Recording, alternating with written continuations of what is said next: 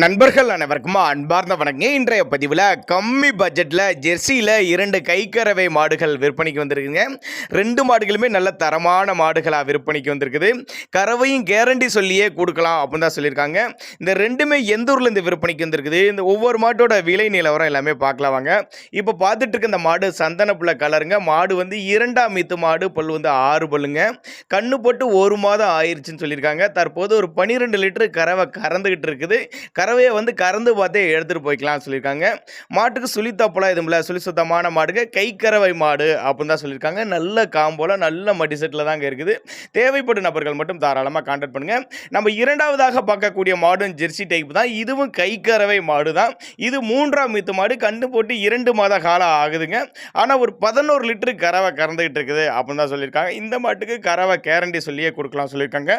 நல்ல எலும்பு கனமான மாடு, நல்ல மடி செட்டு, நல்ல காம்பளத்தோடு இருக்குது. இந்த 2 மாடுகளுமே விற்பனைக்கு வந்திருக்க இடம்னு பார்த்தீங்கன்னா கரூர் மாவட்டம் வாங்கல் என்ற பகுதியிலிருந்து விற்பனைக்கு வந்திருக்குது.